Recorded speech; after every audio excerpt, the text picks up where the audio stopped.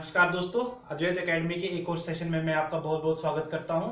तो दोस्तों, अगर आप हमारे चैनल पर नए हैं तो हमारे चैनल को सब्सक्राइब कीजिए, लाइक कीजिए, कमेंट कीजिए और शेयर कीजिए और बेल आइकॉन को प्रेस करना बिल्कुल भी ना भूलें ताकि हमारी हर एक नई वीडियो का नोटिफिकेशन आपको टाइम पर मिलता रहे। ठीक है दोस्तों, तो हम हिस्ट्री के बारे में पढ़ रहे थे, जम्मू कश्मीर की हिस्ट्री के बारे में। तो पहले हमने कश्मीर की हिस्ट्री को डिस्कस किया था, तो अब हमने लास्ट क्लास में जम्मू की हिस्ट्री को स्टार्ट किया था। तो जम्मू की हिस्ट्री में मैंने आपको जम्मू की हिस्ट्री के जो सोर्सेज हैं उनके बारे में बताया था। तो इसमें देखिए, कलहन के बारे में बताना मैं भूल गया था आपको कि कलहन की राज तरंगिनी जो है वो क्या बताती है। कलहन राज तरंगिनी, ठीक है, राज तरंगिनी जो कि कलहन पंडित के द्वारा लिखी गई थी, ठीक है, जो कि कश्मीर के थे। तो 12th सेंचुरी में इन्होंने ये टेक्स्ट लिखा था। ये कश्मीर की हिस्ट्री का एक इंपॉर्टेंट सोर्स है। और जम्मू की हिस्ट्री के बारे में देखिए, ये क्या बताता है, ये काफी डिटेल्ड अकाउंट बताता है कुछ राज्यों के बारे में। अब जम्मू के कौन कौन से वो राज्य हैं, ठीक है, उनके बारे में आपको बताऊंगा। अब जम्मू में देखिए कहाँ कहाँ के लिए इसने अपना डिटेल्ड अकाउंट बताया है, उसकी हम बात करते हैं। देखिए इसमें इसने क्या बताया है, पुंछ के बारे में राज तरंगिनी में काफी डीपली मेंशन है। इसके अलावा राजौरी के बारे में डीपली मेंशन है, ठीक है, बिलावर के बारे में, ठीक है, इसके अलावा किश्तवाड़ के बारे में, किश्तवाड़ के बारे में और भदरवा के बारे में, ठीक है। तो जम्मू में देखिए कौन कौन सी जगहों के बारे में, कौन कौन से जो प्रिंसिपैलिटीज थी जम्मू के अंडर जो जोगर रूल था। इसमें देखिए पुंछ के बारे में बताया गया है, राजौरी के बारे में, बिलावर के बारे में, किश्तवाड़ के बारे में और भदरवा के बारे में बताया गया है। कलहन जो उनकी किताब है राज तरंगिनी, तो राज तरंगिनी में डिटेल्ड अकाउंट है इन इन राज्यों के बारे में जम्मू के लिए, ठीक है। तो जम्मू की हिस्ट्री का ये एक सोर्स है। और लास्ट क्लास में जो हमने कवर किया उससे आगे हम बढ़ते हैं। तो आज मालदेव राजा से हम आगे पढ़ेंगे। राजा मालदेव,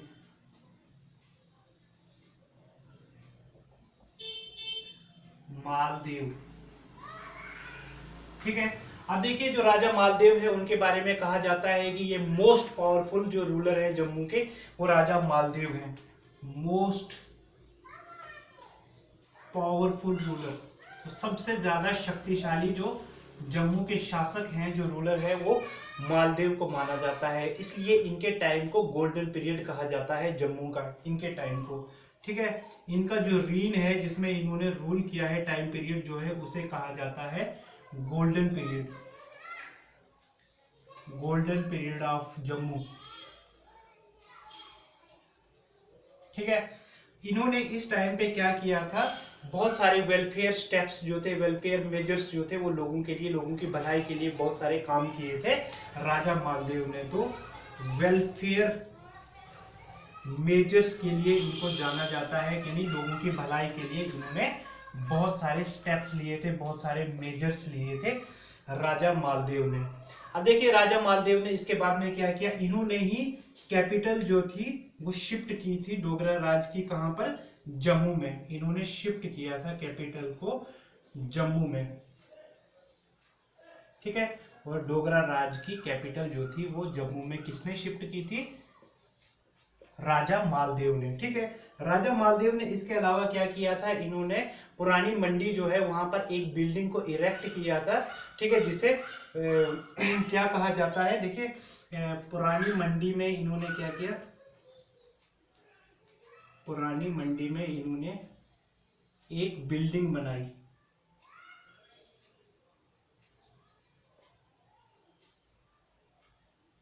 बिल्डिंग बनाई, जिस बिल्डिंग को कहा जाता है मालदेव बिल्डिंग या मालदेव मंडी भी इसे कहा जाता है, ठीक है। तो पुरानी मंडी में इन्होंने एक बिल्डिंग बनाई थी, तो यहां पर ये खुद रह रहे थे। इसके बाद में जब जम्मू में इन्होंने अपनी कैपिटल को शिफ्ट किया तो इसके बाद में इसे क्या कहा गया, मालदेव बिल्डिंग या मालदेव मंडी, जिसे, या मल मंडी भी इसे ही कहा जाता है, मल मंडी भी इसे ही कहा जाता है, ठीक है। अब देखिए मालदेव के टाइम पर एक और चीज जो इंपॉर्टेंट हुई थी वो था तैमूर का जो अटैक हुआ था।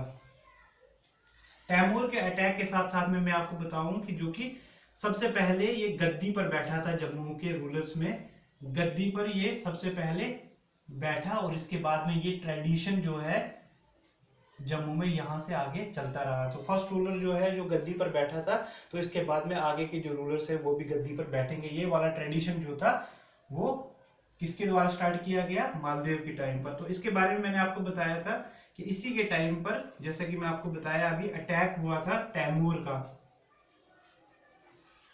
ठीक है, अब देखिए तैमूर कौन था, ये मंगोलियन था।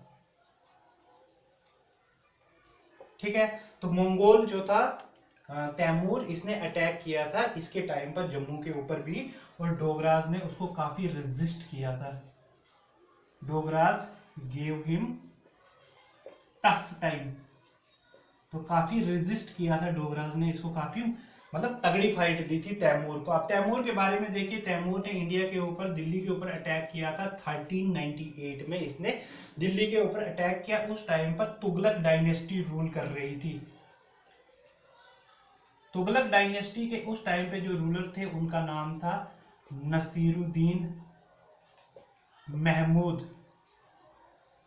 अब नसीरुद्दीन महमूद के टाइम पर 1398 में जब तैमूर ने अटैक किया दिल्ली के ऊपर, तो नसीरुद्दीन भाग करके गुजरात चले गया और दिल्ली के लोगों को किसकी मर्जी पे छोड़ दिया, तैमूर के हाथों में छोड़ दिया। तैमूर ने यहाँ पर लार्ज स्केल वायलेंस किया, तो इसने कहा जाता है कि लोगों की जो गर्दनें काट करके पिरामिड्स बना दिए थे, बहुत बड़े बड़े ढेर लगाए थे इसने। ठीक है, तो 1398 में तैमूर जो कि मंगोल था, इसने अटैक किया था इसके टाइम पे। तो राजा मालदेव के बारे में ये कुछ आपको चीजें इंपॉर्टेंट थी जो पढ़नी थी। इसके बारे में इसके बाद में अब आपको पढ़ना है जिस राजा के बारे में, उस राजा का नाम है अजेब देव, राजा अजेब देव।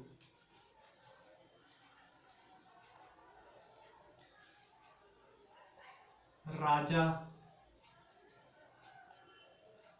अजेब देव। अब देखिए जो राजा अजेब देव है, इसके बारे में कहा जाता है कि ये बहुत अच्छा वॉरियर था। ठीक है, तो इसे ग्रेट वॉरियर कहा गया है। ठीक है, तो एक अच्छा वॉरियर, शूरवीर योद्धा राजा अजेब देव को कहा गया है। इसका कंटेम्परेरी कौन था, कंटेम्परेरी जो था इसका, उसका नाम है सुल्तान जैनुल अबिदीन। तो सुल्तान जैनुल अबिदीन जो कि कहां का रूलर था, कश्मीर का रूलर था। ये इसका कंटेम्परेरी था, समकालीन थे एक ही टाइम पे। यानी जिस टाइम पर जैनुल अबिदीन कश्मीर में रूल कर रहा था, उस टाइम पर डोगरा रूलर कौन था, राजा अजेब देव। ठीक है, जैनुल अबिदीन के साथ में इसके जो रिलेशंस थे वो काफी कोर्डियल रिलेशंस थे, यानी सौहार्दपूर्ण इनके रिलेशन संबंध थे। तो काफी अच्छे रिलेशंस थे इन दोनों के बीच में। ठीक है, इसके अलावा इसने खुद की सेफ्टी को इंश्योर किया था, जम्मू की सेफ्टी को, किससे, सेफ्टी फ्रॉम खोखर्स। अब देखिए ये खोखर कौन है, ये एक बहुत ही खतरनाक ट्राइब हुआ करती थी। ठीक है, इस ट्राइब के बारे में कहा जाता है कि इन्होंने ही मोहम्मद गौरी को भी मारा था 1206 में। खोखर जो है, इन्होंने मोहम्मद गौरी को 1206 एडी में उसकी हत्या की थी, उसको मार दिया था। तो खोखर से भी खुद को सुनिश्चित किया कि जम्मू का जो राज्य है वो सेफ रहे, और साथ में इसके बहुत अच्छे रिलेशन थे सुल्तान जैनुल अबिदीन के साथ में, जिसे कि कश्मीर का अकबर कहा जाता है, अकबर ऑफ कश्मीर। ठीक है, तो बहुत अच्छा वॉरियर था। तो इसके बारे में, राजा अजेब देव के बारे में आपको इतना ही पढ़ना है। इसके बाद में हम नेक्स्ट रूलर के बारे में पढ़ते हैं जिनका नाम है ध्रुवदेव।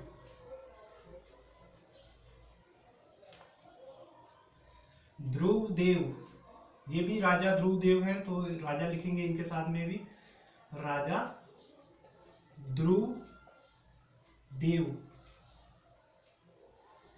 अब देखिए राजा ध्रुवदेव ने क्या किया था, इन्होंने जो इंपॉर्टेंट काम किया था, इन्होंने जो मुगल जो रूल था जो, उससे खुद को इंडिपेंडेंट डिक्लेयर कर दिया था। यानी मुगल का जो योक था उसको थ्रो अवे कर दिया था, फेंक दिया था, और यानी खुद को इंडिपेंडेंस इन्होंने असर्ट कर दिया था। ठीक है, डिक्लेयर्ड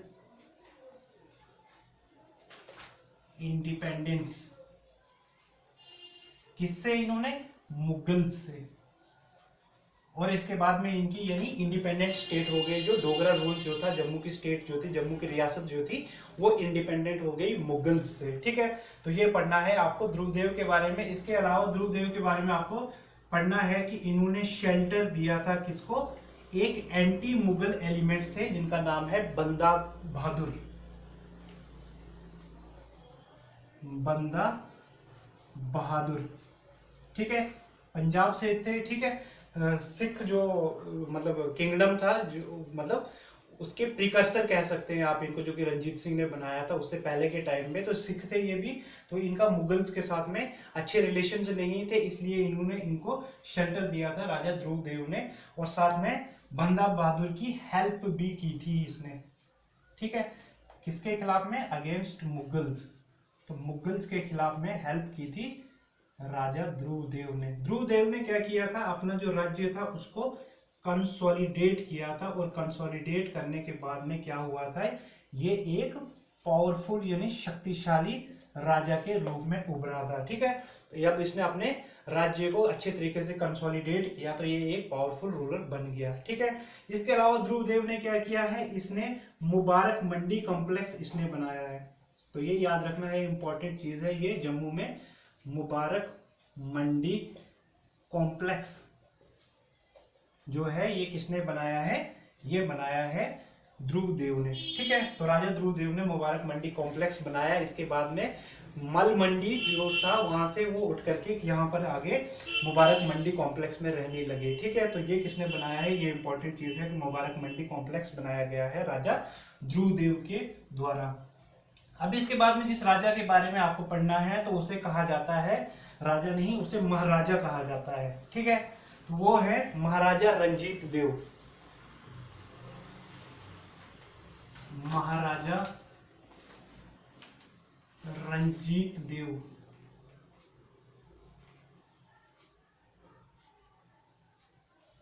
ठीक है, तो महाराजा रंजीत देव जो है इन्हें एक ग्रेटेस्ट रूलर माना जाता है जम्मू का। तो एक महान रूलर इनको कहा गया है जम्मू का, ग्रेटेस्ट रूलर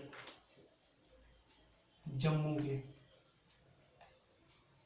ठीक है, अब इनके टाइम में देखिए क्या हुआ था, इन्होंने बहुत सारे इंपॉर्टेंट काम किए हैं, इन्होंने रिफॉर्म्स किए हैं। ठीक है, इसके अलावा एडमिनिस्ट्रेटिव इनोवेशंस किए हैं इन्होंने। ठीक है, इसके अलावा ब्रेवरी, इनकी बहादुरी के लिए, बहुत सारे कामों के लिए इनको क्या कहा जाता है? Great ruler of Jammu as well as north India. कि इन्होंने बहुत सारे काम किए हैं अपने टाइम पीरियड में।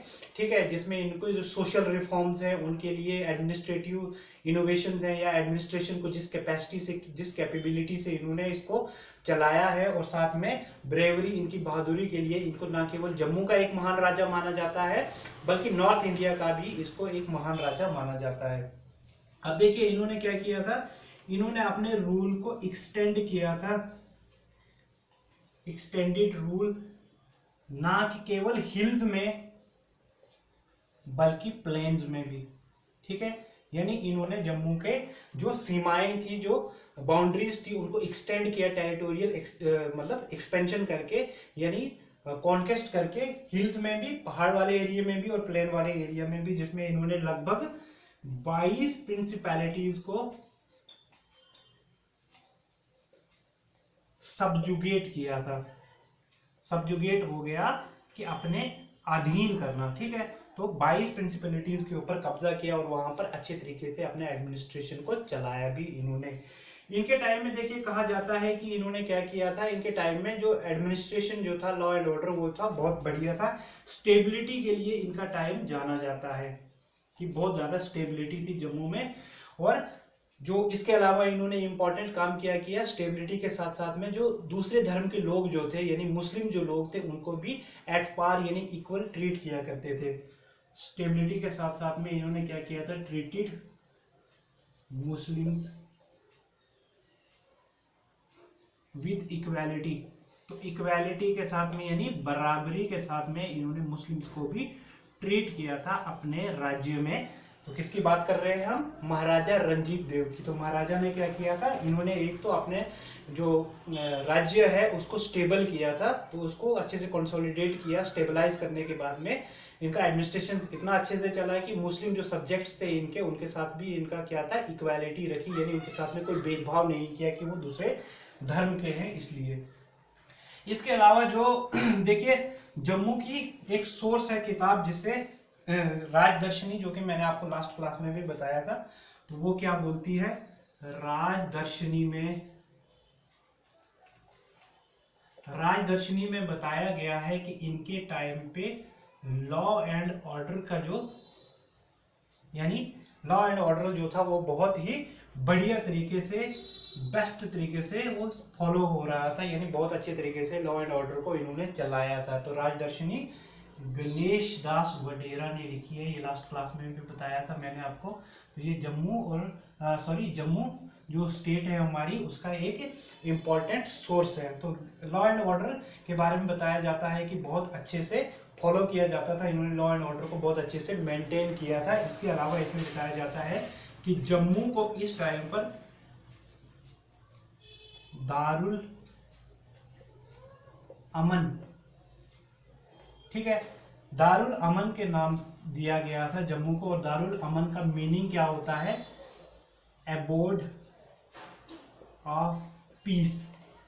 तो जहां पर शांति कायम है, जहां पर क्या है, स्टेबिलिटी है, शांति है, पीस है, यानी वायलेंस नहीं है, तो उस जगह को कहा जाता है दारुल अमन। तो एबोर्ड ऑफ पीस जम्मू को कहा गया है राजदर्शनी में।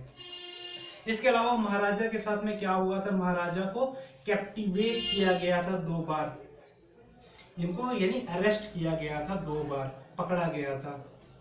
और अरेस्ट किसने किया था, एक बार इनको अरेस्ट किया था मुगल्स ने, और दूसरी बार इनको अरेस्ट किया था अफगान्स ने, ठीक है। देखिए मुगल्स ने इनको क्यों अरेस्ट किया था, मुगल्स ने इनको अरेस्ट किया था ये मतलब बोल करके कि ये हमारे जो ऑर्डर्स हैं उनको डिसओबे कर रहे हैं, उनकी कमांड को डिसओबे करने के लिए मुगल्स ने इनको अरेस्ट किया था। और अफगान्स ने इनको क्यों अरेस्ट किया था कि ये उनके कारवां जो थे उनको लूटा करते थे, इसलिए उन्होंने उनको अरेस्ट किया। 2 बार अरेस्ट होने के बाद में क्या हुआ, नेगोशिएशंस के आधार पर ही उनको छोड़ा गया था। तो अच्छे से बातचीत हुई कि भाई आगे से ये फॉलो करेंगे उनकी चीजों को, तो उनको छोड़ दिया गया, ठीक है। और इनका जो किंगडम था वो इनको रिस्टोर कर दिया गया, वापस कर दिया गया, ठीक है।